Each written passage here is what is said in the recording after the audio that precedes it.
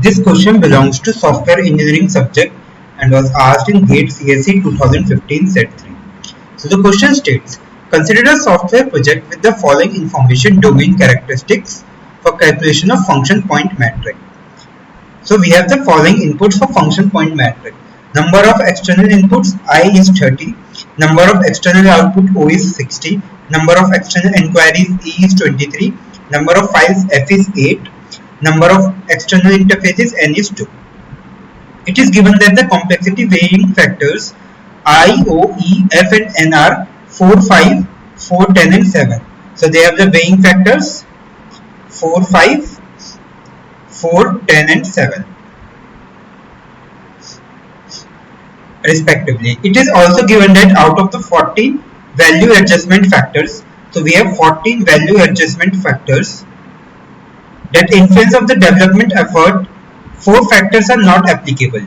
So 4 are not applicable. Each of the other 4 have a value of 3. So each of the 4 have a value of 3 and each of the remaining factors, so 6 are remaining, 6 have a value of 4. The compounded value of function point metric is. Okay, so basically what is function point metric? So function point metric FPA is basically a matrix which provides a standardized method for measuring the various functions of software application.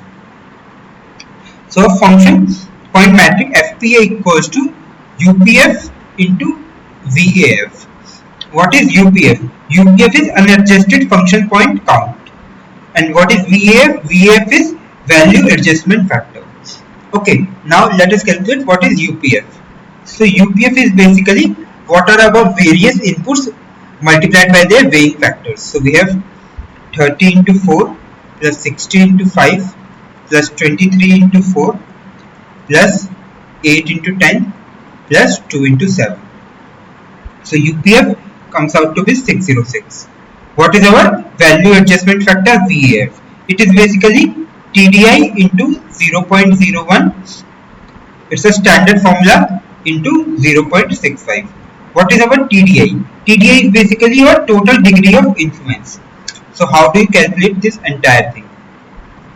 So how do you calculate TDI? TDI is basically these multiplications. Like it is given that the value adjustment factors influence. So 4 has an influence of 0. So we get 4 has an influence of 0, 4 has an influence of 3 and 6 has an influence of 4. Okay, multiplied by 0.01 into 0.65. So it comes out to be 1.01. Now our FPA is basically multiplication of UPF into VAF. So it is UPF is 606 into 1.01. So FPA comes out to be 612.06. So our answer is option A, 612.06.